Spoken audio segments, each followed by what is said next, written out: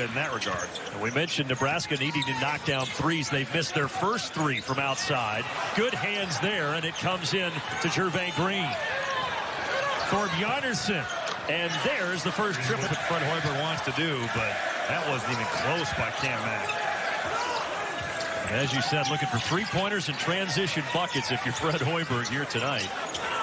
Look, Ray Green is really battling and almost a little too much. Gets called for the foul. Jalen Smith doing a nice job of posting the smaller defender. Place so many people from a team that was really a pretty good team last year until injury struck, and I think he's done a really nice job. I think the way they've played at home, the way they've competed at times, it's certainly going to be a process, but I fully believe that Fred Hoiberg is going to get this turned around for the better quickly.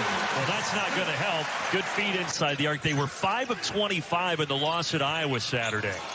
Cowan, nice move, taking it too easily. Bucket. Struggled to score. Yeah, with the 7-2 man out of the paint, Ouedraogo says, okay, I'll just throw down the flush. That was the first Nebraska field goal in over 5 minutes.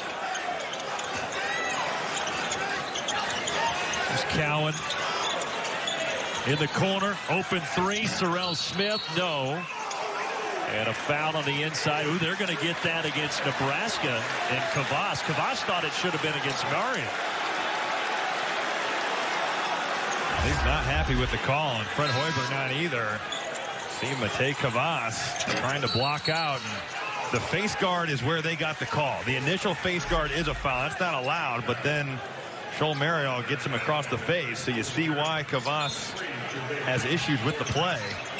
Nebraska's half-court defense, they're not guarding Sorrell Smith. I mean, he was a big-time scorer out of high school. You saw an athletic rebound there for Marion, but he missed it. But, yeah, they're leaving Smith. They're leaving a couple shooters on the outside, just saying, hey, I guess if they're going to make it, we're going to get beat. Well, that's honestly how Nebraska's going to have to defend. They have got to keep Anthony Cowan and Jalen Smith out of the paint. You got to make them. This team's is 3 of 19.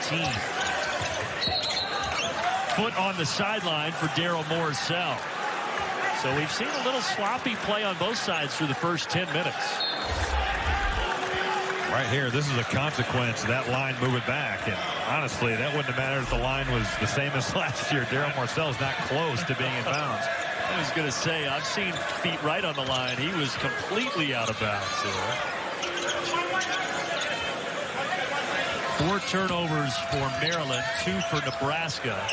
Tough shot. Thorbjarnarson has 8. Freshman from Philly, Dante Scott, converts both. Fred Hoiberg says we just got to eliminate the runs because they trailed by 14 or more in every game of this 8-game losing streak. And like you said, that happened in Iowa. That early part of the second half, they went on a run and it was over. Thorbjarnarson dropping it inside. Ouedraogo. Good move, good finish. Really good ball movement. You get more of that. And now they are 2 of 13 from outside the arc, Nebraska. We'll see if they can find Jalen Smith here. Again, Nebraska switching 5 ways. Throw it over the top. Let Jalen Smith go to work.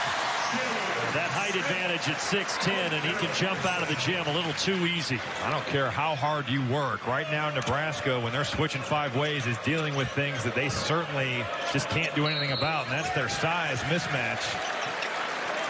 And now a foul on Kevin Cross, but Jalen Smith 7.6 rebounds already. And you see the ball movement. That makes him incredibly difficult to defend. The post-entry passes over the top have been there all night. And Jalen's win streak and well on his way to 7. Top of the arc, Cowan. The taller Cheatham on him right now. Backs it out to Scott.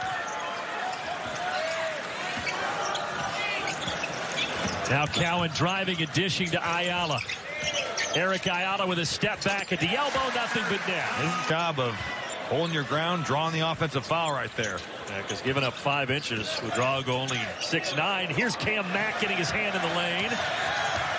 Taking it to the other end too much, but Thorbjarnarson now in double figures with 10, cleans it up. Really nice leave and go find a better situation. He stays in Nebraska, and he's being rewarded. On the other end, Aaron Wiggins gets his first 2 points for the night at the charity stripe. 10-point game here. And here is Thorbjarnarson. He wants more, but he misses. Outlet Wiggins. Wiggins driving, spinning. No. There's Marion with those long arms, putting it back up and in. Turgeon told us he was pretty productive yesterday in practice, and Marion doing a nice job of getting on the offensive glass, and that time finishing the deal. He didn't play 4 the last 5, just coach's decision. But good minutes tonight. And Cowan had it stripped away by Charlie Easley. Here's Mack on the attack. No, Thorbjarnarson, another offensive rebound.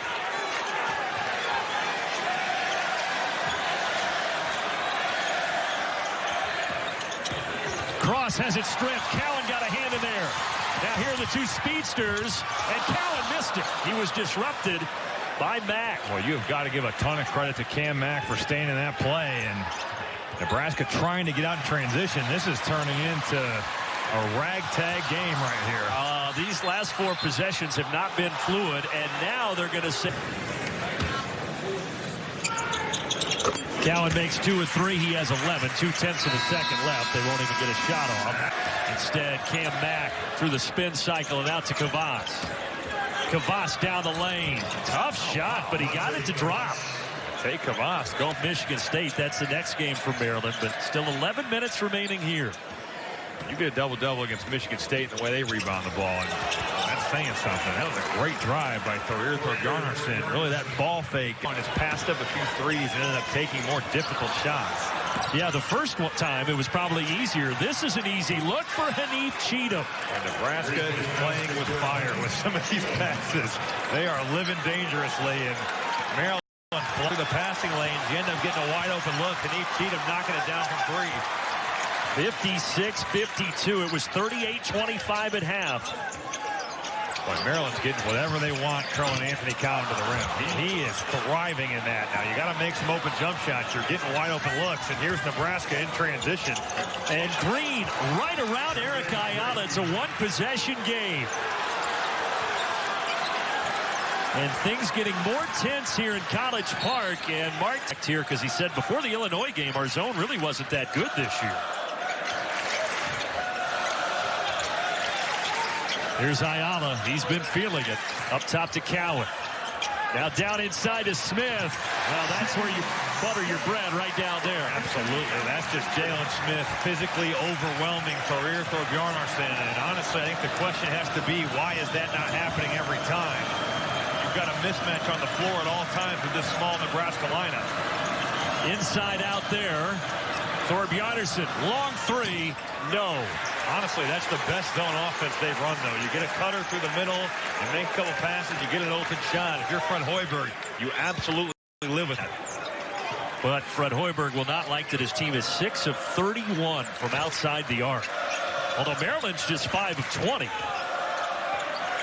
Boy, Dante Scott is really messing up the Maryland space, and he flashed in there, and Jalen Smith's got a good thing going on. You've got to get him the basketball.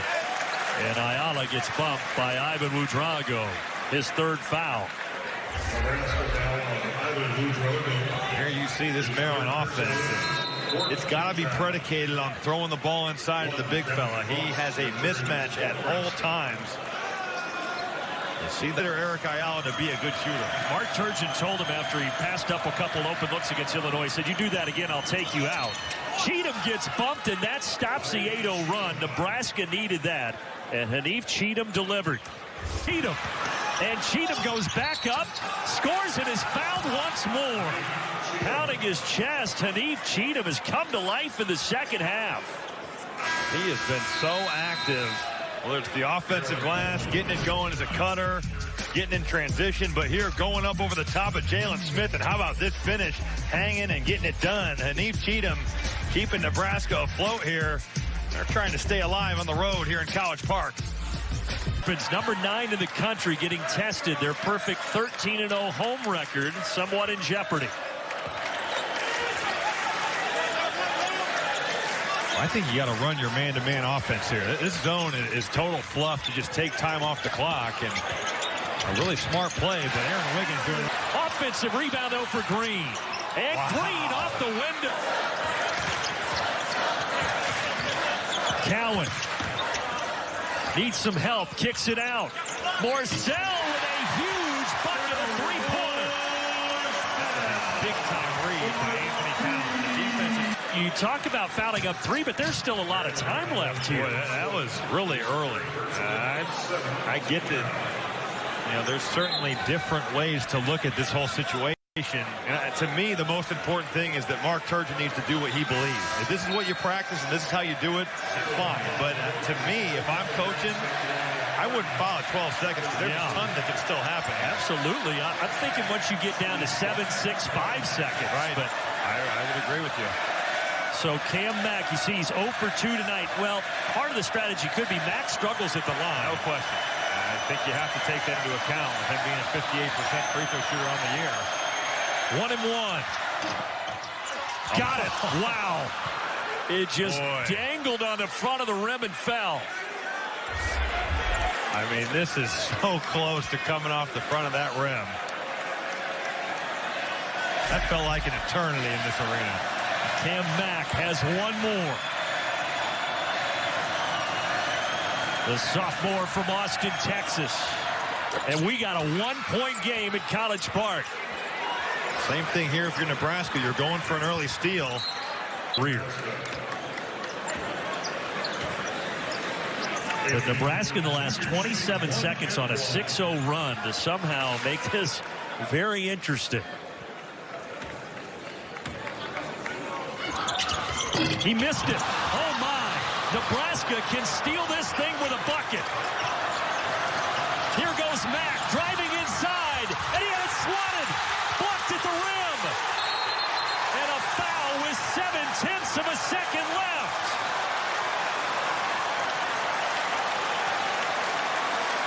Maryland's defense disrupting at the rim.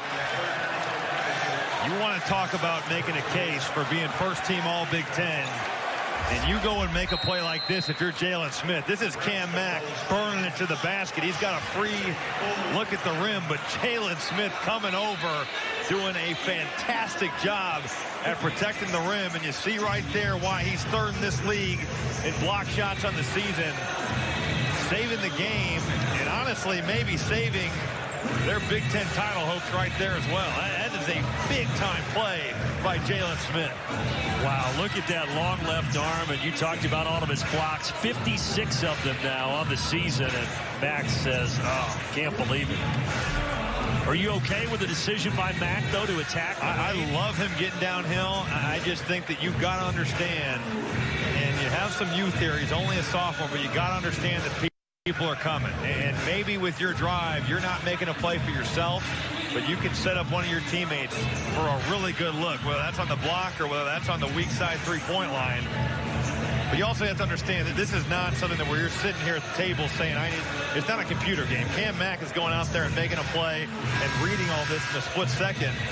And if their fastest guy and one of the guys that can really get to the rim, I think you have to live with what he just did. They went and looked to make sure the time is right, and it will be 0.7 of a second remaining. Here's another look at that block. And honestly, look at the way Anthony Cowan is dropping down on Kevin Cross. I mean, this is really good. He's beat, but he's coming down there and making it to where he would have stolen that pass had he dropped it off the Cross. Well, Jalen Smith's right foot was almost on the end line when he touched that ball, but he was in bounds. 0.7 of a second left, so now Maryland will be at the line. Again, it's still 1-1, though. Do you want to intentionally miss it here? I think you certainly have to think about that. And with it being 1-1, it's one of those things where you can't put the game out of reach. So it depends on how much you believe in Jalen Smith, I guess. If you think he can make 2 free throws, which on the year, he's shooting 76%. Let's see what they decide to do here. I think it's the right call by Mark Turgeon, because if he makes both, the worst case scenario would be you go to overtime. Yeah. Whereas if there's a freak play where he misses it and they throw it in from 3/4 court, you end up losing. Yeah, I think you're right. One more for the big fella. Oh, he misses it on purpose, and Cheatham will launch it in the air, but well short, and Maryland escapes. They extend their win streak to 7 games. They're 14-0 at home, and most importantly, they still sit atop the Big Ten standings. And for Mark Turgeon, his 200th win, the 5th Maryland coach ever to reach that plateau. And also another 20-win season for the Maryland head coach as the Terps improve to 20-4 and 10-3 in league play.